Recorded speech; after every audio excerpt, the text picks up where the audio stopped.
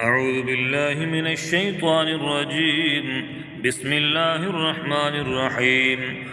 الحمد لله الذي أنزل على عبده الكتاب ولم يجعل له عوجا قيما لينذر بأسا شديدا من لدنه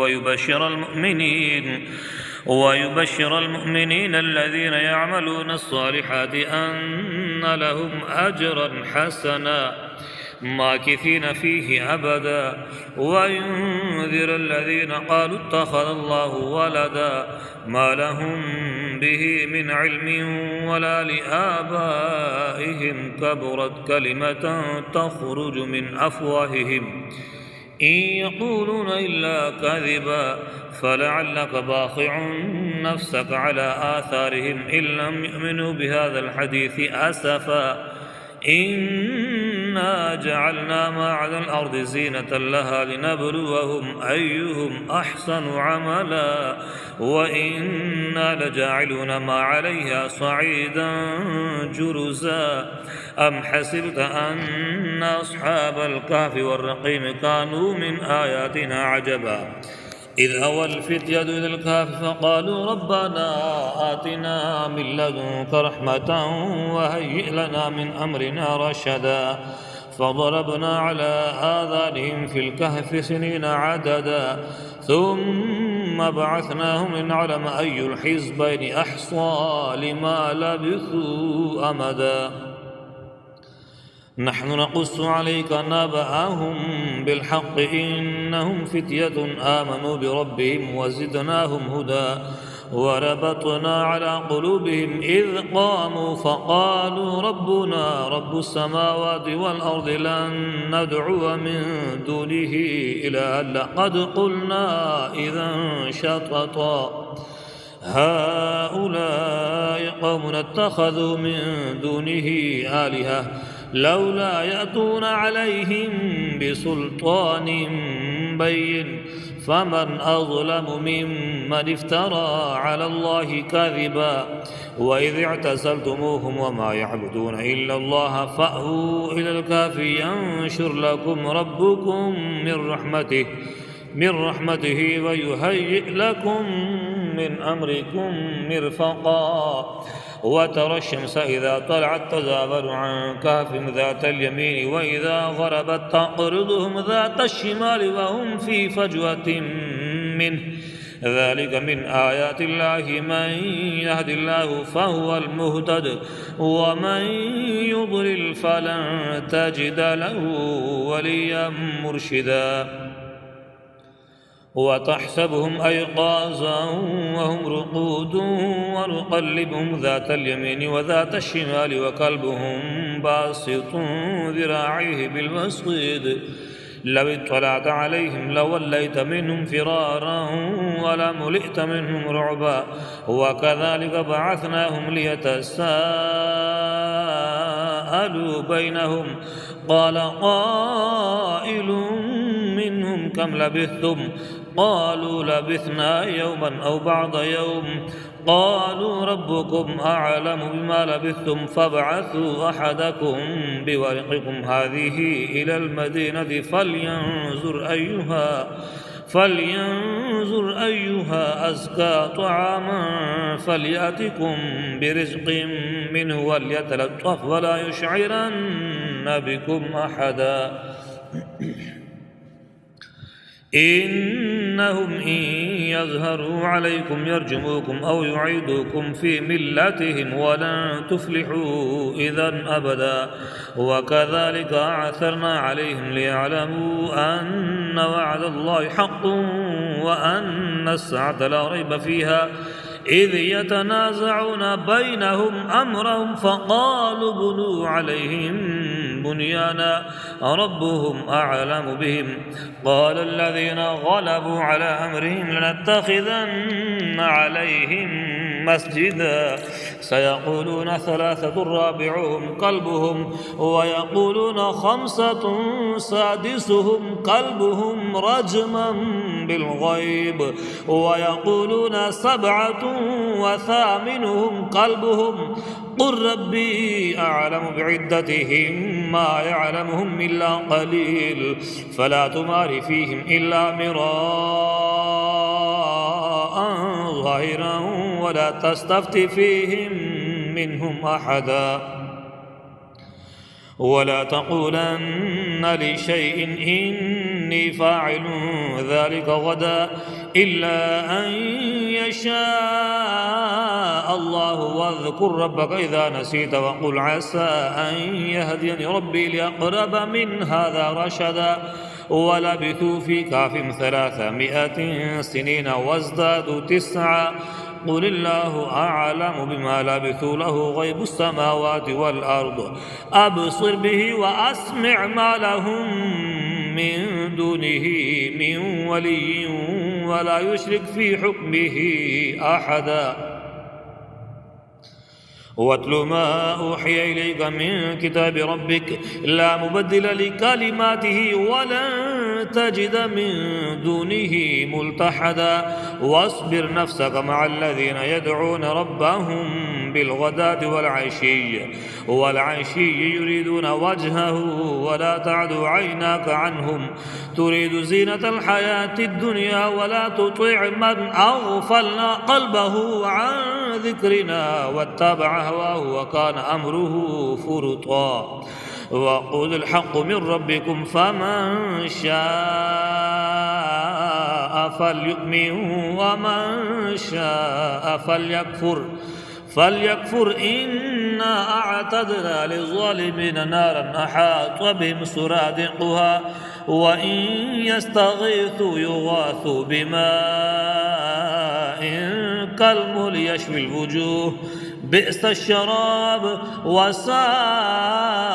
مرتفقا إن الذين آمنوا وعملوا الصالحات إنا لا نضيع أجر من أحسن عملا أولئك لهم جنات عدن تجري من تحتهم الأنهار يحلون فيها من أساور من ذهب ويلبسون ثيابا خضرا من سندس واستبرق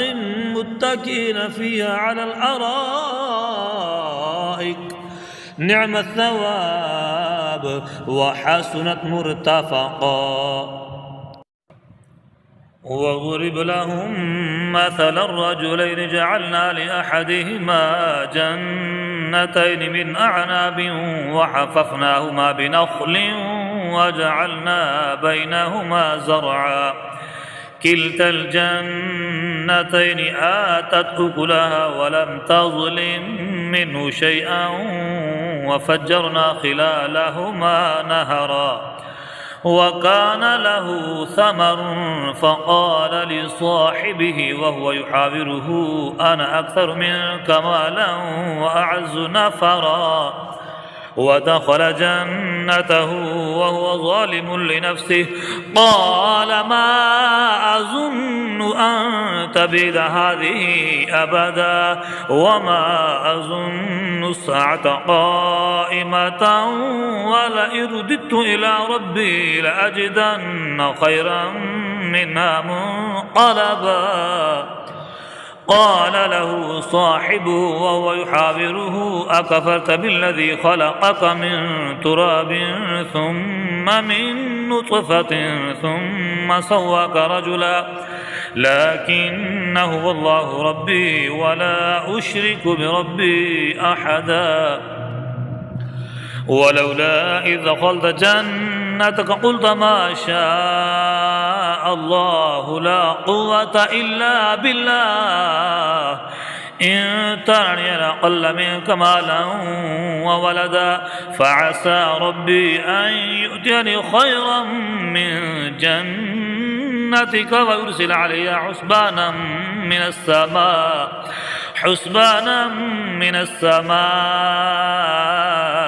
فتصبح سعيدا زلقا أو يصبح ماؤها غورا فلن تستطيع له طلبا وأحيط بثمره فأصبح يقلب كفيه على ما أنفق فيها وهي خاوية على عروشها ويقول يا ليتني لم أشرك بربي أحدا ولم تكن له فئة ينصرونه من دون الله وما كان منتصرا هنالك الولاية لله الحق هو خير ثوابا وخير عقبا واضرب لهم مثل الحياة الدنيا كماء إن أنزلناه من السماء فاختلط به نبات الأرض فأصبح هشيما تذروه الرياح وكان الله على كل شيء مقتدرا المال والبنون زينة الحياة الدنيا والباقيات الصالحات خير عند ربك ثوابا وخير أملا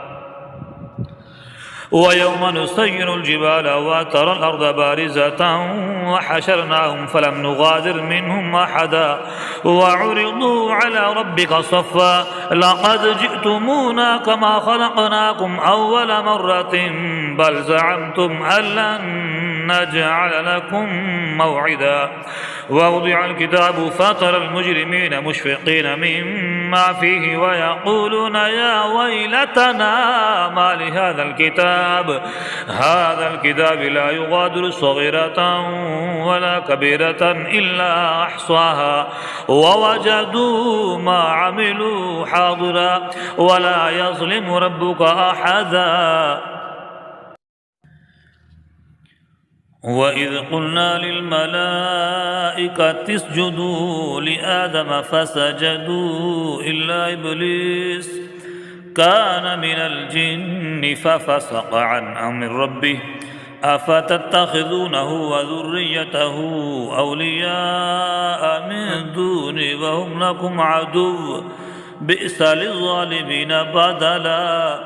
ما أشهدتهم خلق السماوات والأرض ولا خلق أنفسهم وما كنت متخذ المضلين عضدا ويوم يقول نادوا شركائي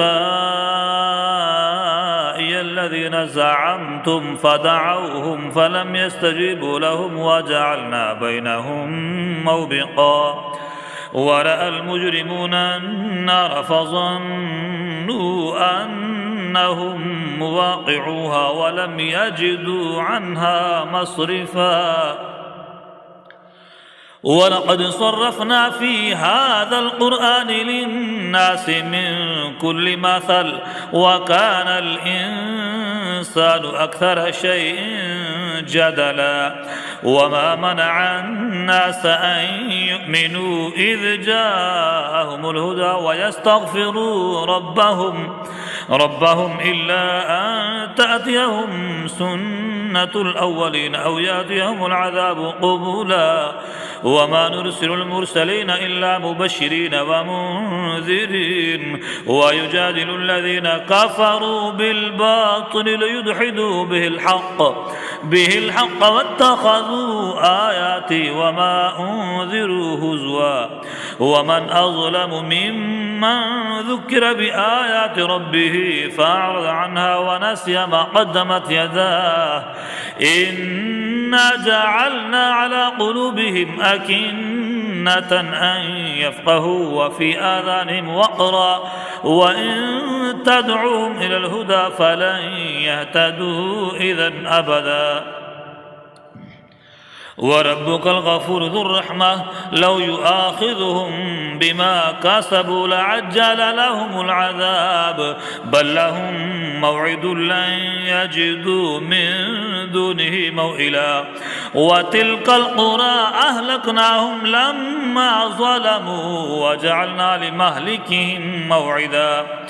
وإذ قال موسى لفتاه لا أبرح حتى أبلغ مجمع البحرين أو أمضي حقبا فلما بلغا مجمع بينهما نسيا حوتهما فاتخذ سبيله في البحر سربا فلما جاوزا قال لفتاه آتنا غداءنا لقد لقينا من سفرنا هذا نصبا قال أرأيت إذ أوينا إلى الصخرة فإني نسيت الحوت وما أنسانيه إلا الشيطان أن أذكره واتخذ سبيله في البحر عجبا قال ذلك ما كنا نبغي فارتد على آثارهما قصصا فوجد عبدا من عبادنا آتيناه رحمة من عندنا وعلمناه من لدنا علما قال له موسى هل أتبعك على أن تعلمني مما علمت رشدا قال إنك لن تستطيع معي صبرا وكيف تصبر على ما لم تحط به خبرا قال ستجدني إن شاء الله صابرا ولا أعصي لك أمرا قال فإن اتبعتني فلا تسألني عن شيء حتى أحدث لك منه ذكرا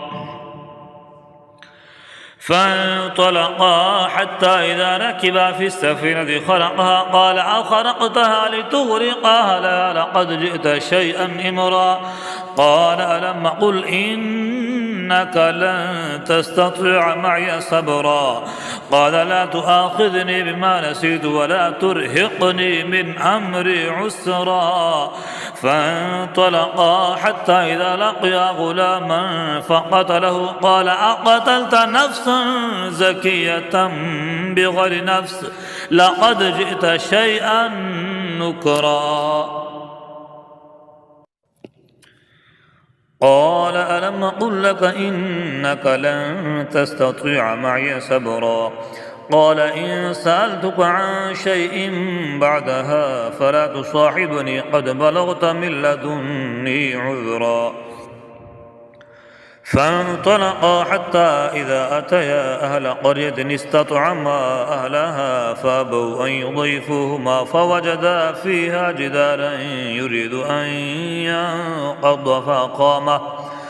قال لو شئت لاتخذت عليه أجرا قال هذا فراق بيني وبينك سأنبئك بتأويل ما لم تستطع عليه صبرا أما السفينة فكانت لمساكين يعملون في البحر فأردت أن أعيبها وكان وراءهم ملك يأخذ كل سفينة غصبا وأما الغلام فكان أبواه مؤمنين فخشينا أن يرهقهما طغيانا وكفرا فأردنا أن يبدلهما ربهما خيرا منه زكاة وأقرب رحما وأما الجدار فكان لغلامين يتيمين في المدينة وكان تحته كنز لهما وكان أبوهما صالحا فأراد ربك أن يبلغا أشدهما ويستخرجا كنزهما رحمة من ربك وما فعلته عن أمري ذلك تأويل ما لم تستطع عليه صبرا ويسألونك عن ذي القرنين قل سأتلو عليكم منه ذكرا إنا مكنا له في الأرض وآتيناه من كل شيء سببا فأتبع سببا حتى إذا بلغ مغرب الشمس وجدها تغرب في عين حمئة ووجد عندها قوما قلنا يا ذا القرنين إما أن تعذب وإما أن تتخذ فيهم حسنا قال أما من ظلم فسوف نعذبه ثم يرد إلى ربه فيعذبه عذابا نكرا وأما من آمن وعمل صالحا فله جزاء الحسنى وسنقول له من أمرنا يسرا ثم أتبع سببا حتى إذا بلغ مطلع الشمس وجدها تطلع على قوم لم نجعل لهم من دونها سترا كذلك وقد أحطنا بما لديه خبرا ثم أتبع سببا حتى إذا بلغ بين السدين وجد من دونهما قوما لا يكادون يفقهون قولا قالوا يا ذا القرنين إن يأجوج ومأجوج مفسدون في الأرض فهل نجعل لك خرجا على أن تجعل بيننا وبينهم سدا قال ما مكنني فيه ربي خير فأعينوني بقوة أجعل بينكم وبينهم ردما آتوني زبر الحديد حتى إذا ساوى بين الصدفين قال انفخوا حتى إذا جعله نارا قال آتوني أفرغ عليه قطرا فما استطاعوا أن يذروه وما استطاعوا له نقبا قال هذا رحمة من ربي فإذا جاء وعد ربي جعله دكاء وكان وعد ربي حقا وتركنا بعضهم يومئذ يموج في بعض ونفخ في الصور فجمعناهم جمعا وعرضنا جهنم يومئذ للكافرين عرضا الذين كانت أعينهم في غطاء عن ذكري وكانوا لا يستطيعون سمعا أفحسب الذين كفروا أن يتخذوا عبادي من دوني أولياء إنا أعتدنا جهنم للكافرين نزلا قل هل ننبئكم بالأخسرين أعمالا الذين ضل سعيهم في الحياة الدنيا وهم يحسبون أنهم يحسنون صنعا أولئك الذين كفروا بآيات ربهم ولقائه فحبطت أعمالهم فلا نقيم لهم يوم القيامة وزنا ذلك جزاؤهم جهنم بما كفروا واتخذوا آياتي ورسلي هزوا إن الذين آمنوا وعملوا الصالحات كانت لهم جنات الفردوس نزلا خالدين فيها لا يبغون عنها حولا قل لو كان البحر مدادا لكلمات ربي لنفذ البحر قبل أن تنفذ كلمات ربي ولو جئنا بمثله مددا قل إنما أنا بشر مثلكم يوحى إلي أنما إلهكم إله واحد فمن كان يرجو لقاء ربه فليعمل عملا صالحا ولا يشرك بعبادة ربه أحدا صدق الله العظيم.